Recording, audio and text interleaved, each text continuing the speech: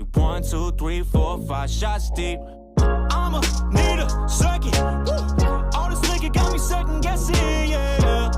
9, 5, 2, 3, 4, 5 shots deep. I'ma need a second. All this liquor got me second guessing, yeah. 9, 5 shots deep. Yo yo yo, salut la famille, comme vous le savez déjà, c'est Wesley. Bienvenue dans cette interview de Palais Show. Aujourd'hui, on est avec un artiste dessinateur qui va nous apprendre un peu plus sur ce qu'il fait. Il s'agit de Angel Pencil. Salut Angel. Salut. Alors Angel, tu es un jeune passionné du dessin, tu étudies l'architecture. Présente-toi et dis-nous qui tu es. Donc je m'appelle Angel. Effectivement, je suis étudiant en architecture dans une école à Paris dans le 14e arrondissement. Et oui, je dessine et depuis 2 ans maintenant. Est-ce qu'il s'agirait d'un don pour toi? Je pense pas que c'est un don parce que je suis juste un passionné de dessin. Donc je fais ce que j'aime au quotidien et je pense pas que c'est un don. C'est juste du travail. Et tu penses que le dessin c'est quelque chose qu'on peut apprendre du jour au lendemain?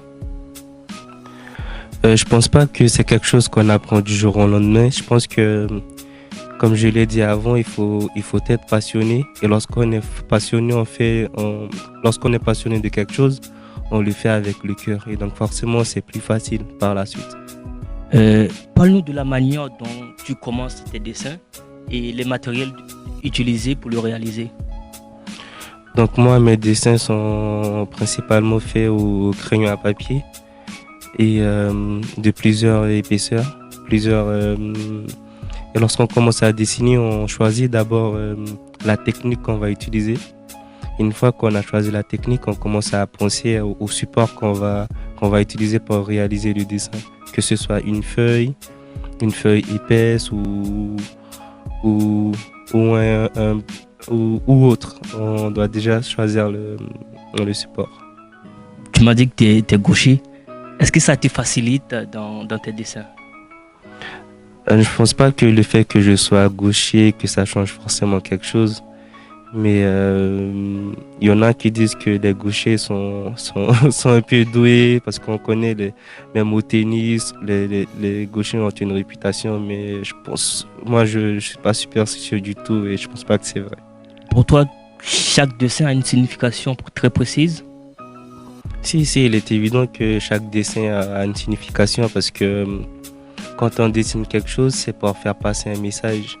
Et il y a des choses qu'on a envie de dire, d'exprimer.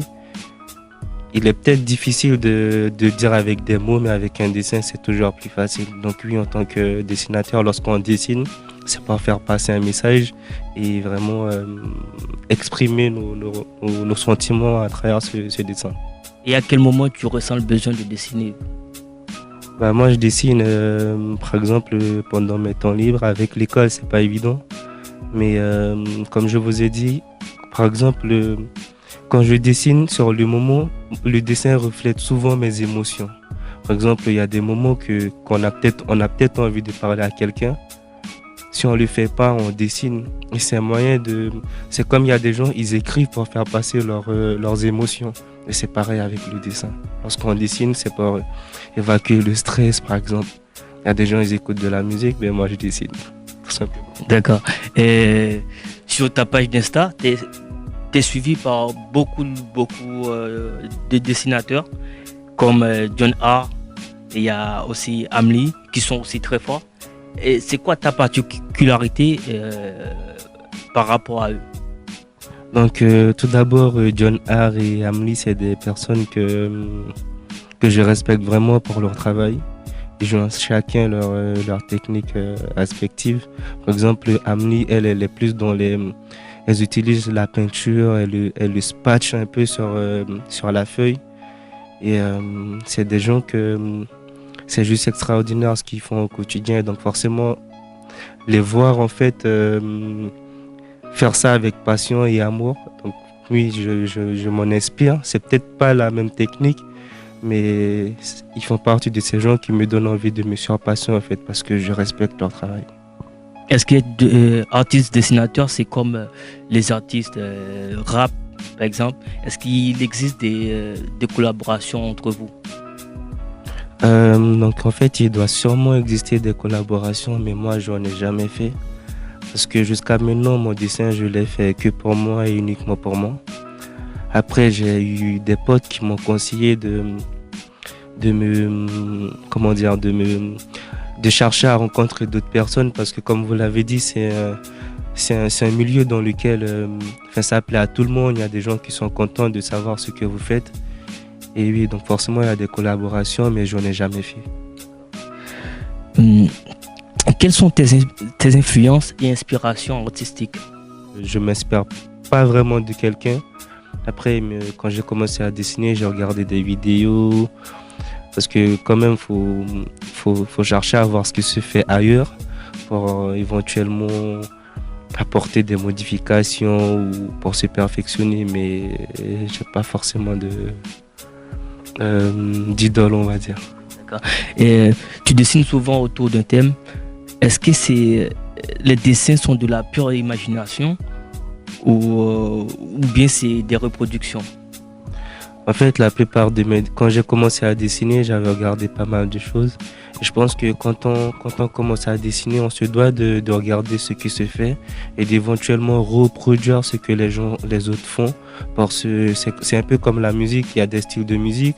On commence à voir ce qui se fait ailleurs et on essaie de faire pareil. Et par la suite, on commence à développer sa technique et apporter vraiment sa patte à l'édifice pour construire quelque chose donc oui, mais certains de mes dessins sont des reproductions, mais depuis un certain temps, j'ai commencé à réaliser des choses qui viennent vraiment de moi. Oui. Et pour réaliser tes œuvres, quel élément tu vas mettre en avant pour avoir le côté réaliste et naturel, quoi? Après, comme vous avez pu le constater, par exemple, sur ma page Instagram qui est Andias Pencils, en fait, je dessine plusieurs dessins. Enfin, j'essaie de faire un peu de tout. Je vais faire des portraits, des paysages, des dessins en rapport avec l'architecture. Et par exemple, pour dessiner un portrait, vous n'allez pas dessiner le portrait de la même manière que vous allez faire un dessin de paysage. La manière de travailler la lumière ou même l'ombre, ça peut apporter un plus ou un moins au dessin. Donc il faut vraiment faire attention à la lumière, les ombres, c'est vraiment très important. D'accord. On voit bien que la plupart de tes dessins sont plus en noir et blanc. Comment ça se fait? Pourquoi c'est toujours en noir et blanc? Parce qu'il y a un truc. Ouais, donc après pour commencer, j'avais commencé à dessiner en noir et blanc. Parce que quand on commence à dessiner, on n'a pas forcément le matériel et par la suite, j'ai commencé à tester plusieurs techniques. Et la couleur, c'est quelque chose que j'ai envie d'apprendre parce que ça donne une autre dimension au dessin. Et la couleur, je suis en train d'y travailler actuellement, mais je trouve pas que je le maîtrise assez pour le mettre au premier plan, par exemple sur mes réseaux sociaux. D'accord. Ça t'est déjà arrivé de faire un dessin que tu n'aimes pas et que tu vois après ça cartonne et il y a tout le monde qui kiffe? Ah oui, ça beaucoup, parce que la plupart de mes dessins, c'est des choses que je travaille ou que je passe moins de temps à le faire et par la suite, je le montre à quelqu'un et la personne me dit que ouais, Angel, c'est un truc de fou. Enfin, ça m'arrive beaucoup. Tu as des exemples? Est-ce que tu peux nous montrer des dessins où toi t'aimes pas forcément et que les gens aiment? Ben, comme par exemple ce dessin, c'est un dessin que j'ai fait en très peu de temps. C'est sur un format A2 et je trouve que la lumière n'était pas très bien travaillée et j'ai pu le montrer à des amis qui m'ont dit que c'était pas mal du tout et Et ça fait partie de ces compliments, enfin de ces petits mots qui nous donnent envie de nous surpasser au quotidien et de toujours faire mieux. Et tu as mis combien de temps pour réaliser cette œuvre? Donc en fait, ce dessin, j'ai pris environ, on va dire, entre 13 et 14 heures pour le faire. Quels sont tes prochains projets? Donc, comme là, j'aimerais, en termes de dessin, vous dites? Comme je vous ai dit, j'ai ma page Instagram. J'essaie de publier des dessins par thème. Et là, par exemple, il y a des dessins en architecture qui devraient venir. Je vais aussi essayer de poster des dessins en couleur, justement. Parce que, comme je vous ai dit, j'y travaille et ce serait bien d'en publier très prochainement. Bon, moi, j'ai un truc à te proposer. Voilà, ce qu'on peut faire, c'est qu'on va prendre une photo de nous deux. Ouais. Et toi, tu vas la reproduire en dessin, comme tu fais. Et puis, ça va être la couverture de la vidéo. Est-ce que ça te va ou ça peut le faire?